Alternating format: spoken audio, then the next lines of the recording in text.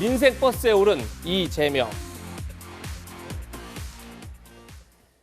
이재명 후보가 2달간의 민생 대장정에 들어갔습니다. 매주 타는 민생버스다 이런 의미에서 메타버스 이렇게 이름을 붙였는데요. 어제 첫 행선지는 울산과 부산이었습니다. 영상으로 먼저 만나보시죠. 청 프로젝트. 잘 듣고 실천하겠습니다. 네, 이상으로 매주 타는 민생버스 출발 국민 보고 이런 모습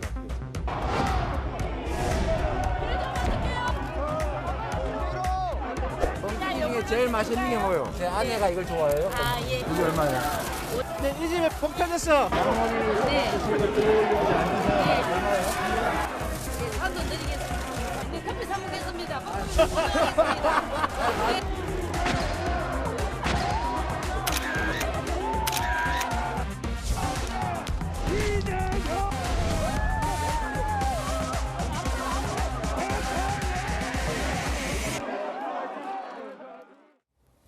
네, 이재명 후보 어제 울산에서 청년들과 간담회를 열었는데요. 기본소득의 필요성을 강조하면서 인터넷 게임의 판돈을 예로 들었습니다. 함께 들어보시겠습니다.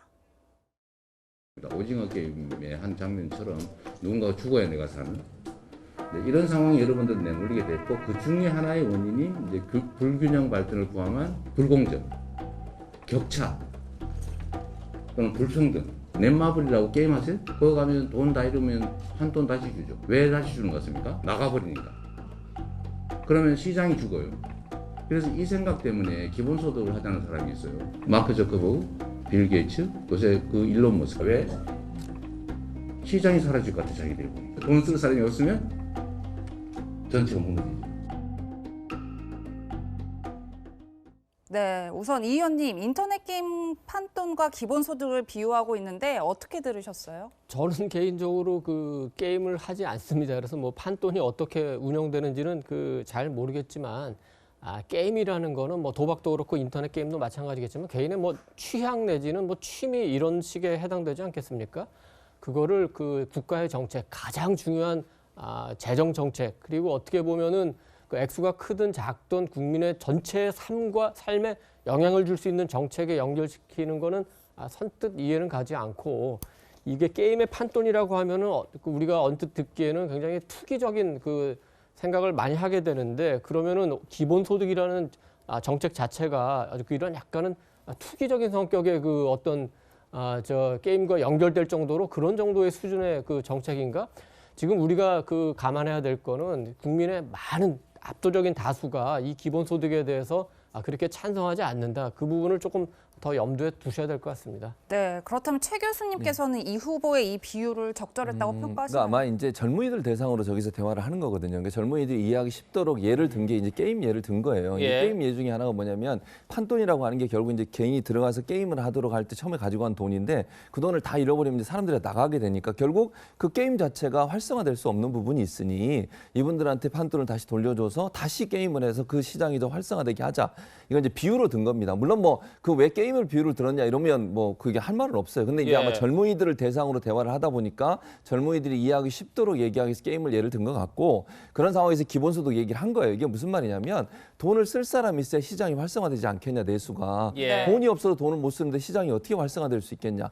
내수를 활성화시키기 위해서는 시장이 활성화돼야 되고, 그러기 위해서는 기본적으로 청년들이 돈이 없어서 못 쓰는 상황을 만들지 말자. 그래서 기본소득이 필요하다. 이 설명을 하기 위해서 게임 얘기를 한 겁니다. 네, 이재명 후보는 어제 울산에 이어서 부산을 찾았는데요. 여기서도 즉석 연설을 했습니다. 근데 이번에는 언론 환경 때문에 잘못한 것이 없는데 비판을 받는다, 이런 억울함을 토로했는데요. 그 목소리도 한번 들어보시죠. 언론 환경이 매우 나빠서 우리는 잘못한 것이 없어도 잘못했을지도 모른다는 소문으로 도배가 됩니다. 상대방은 엄청나게 나쁜 짓을 해도 아무 문제가 없는 것처럼 넘어갑니다. 이럴 때 우리가 어떻게 해야 될까요? 우리가 언론사가 돼야 됩니다. 언론이 묵살하는 진실을 알리고 우리가 억울하게 왜곡된 정보들을 고칩시다, 여러분. 네, 언론 환경이 매우 나빠서 우린 잘못한 게 없어도 잘못했을지 모른다는 소문이 퍼지고 상대방은 엄청 나쁜 짓을 해도 아무 문제가 없다. 이든 의원님, 언론이신데 실제 그런가요? 그 영화 중에 그 나생문, 원어로 라쇼문이라는 그 일본 영화가 있는데 그 이게 왜 유명하냐면 하나의 사건을 두고 두 사람이 보는 거를 이제 묘사를 하는데 하나의 사건을 똑같은 사건을 두고도 두 사람이 보는 게 완전히 다릅니다. 이재명 후보는 아마 지금 이제 언론 환경이 본인에게 굉장히 불리하다고 생각하는데 야권 입장에서 보면은 언론뿐만 아니라 지금 전체적으로 구도가 입법부, 190석 여당, 행정부, 문재인 정권, 사법부, 김명수 대법원 체제, 거기에다가 뭐 참여연대를 비롯한 시민단체, 그리고 언론도 언론 단체를 포함한 다수의 언론이 오히려 여당에 굉장히 가깝다 이렇게 생각할 텐데 완전히 다르게 보니까 역시 이 보는 간극이 굉장히 많구나.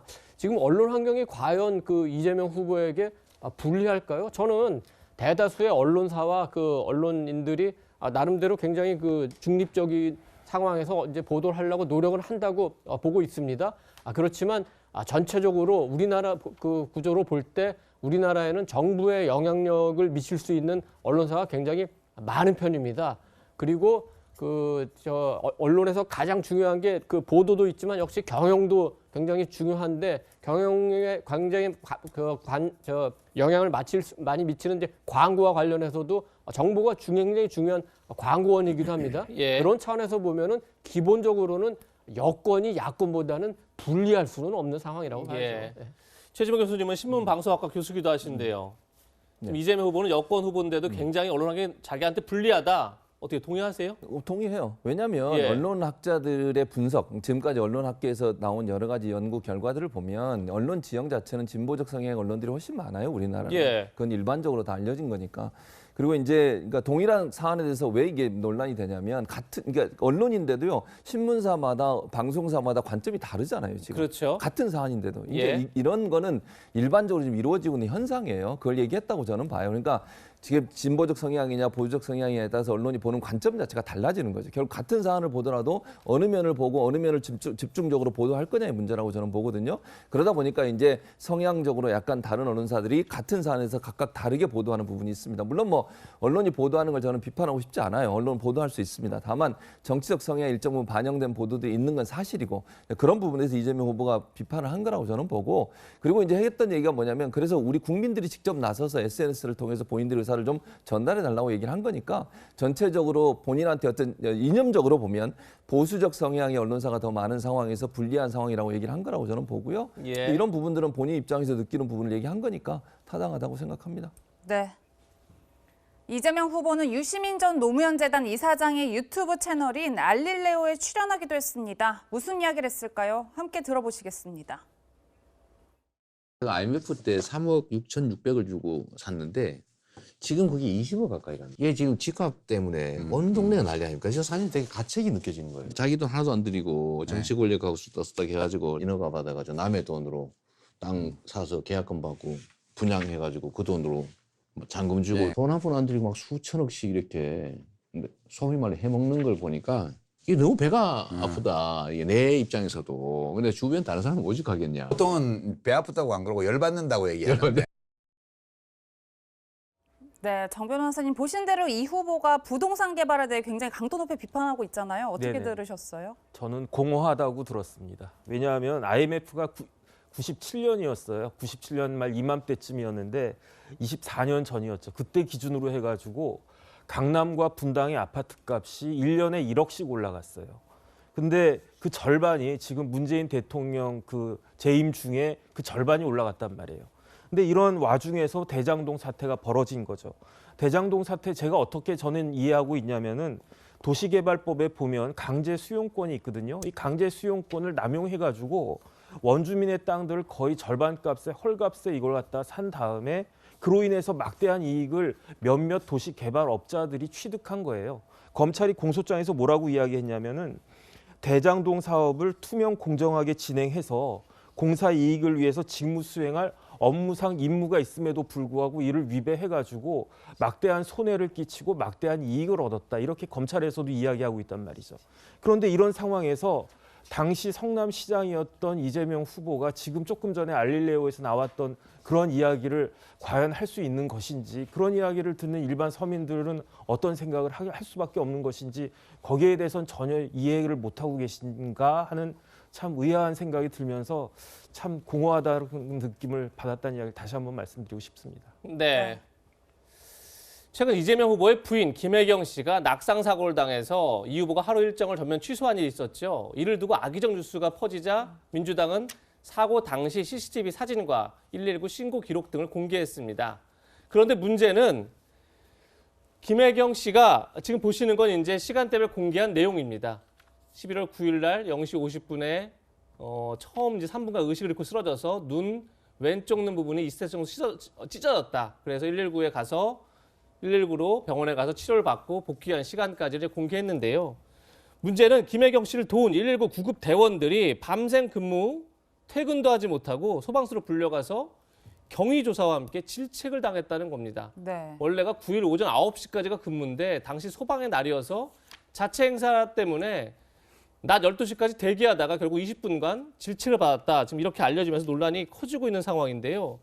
정혁진 변호사님, 그러다 보니까 소방서가 유력 대선 후보를 두고 너무 과도하게 눈치를 본 건 아니냐, 뭐 이런 말도 나오는 것 같아요. 그 이재명 후보가 VIP는 맞죠. VIP가 뭐겠습니까? Very Important Person, People 이건데 지금 대선 후보니까, 더군다나 집권 여당의 대선 후보니까 매우 중요한 분인 건 맞는데, 그다음에 이제 만약에 그 경기도 소방서가, 해당 소방서가 일을 잘못했다, 그랬다라고 하면 질책받는 거 당연히 맞죠. 이거는 윤석열 후보에게 똑같은 일이 벌어졌다고 하더라도 마찬가지일 거라고 생각을 하는데, 지금 문제가 되는 것은 일을 잘못했기 때문에 질책을 받은 게 아니고, 아니 왜 이런 일이 벌어졌는데 제대로 보고를 안 했느냐. 제가 봤을 때 제대로 보고를 안 한 것도 아닌 것 같거든요. 왜 마음에 맞는 그런 시시콜콜하게 다 보고를 하지 않았느냐. 이런 걸 가지고 질책을 한다라고 하는 것은 말이 안 되고, 더군다나 여기가 어디입니까?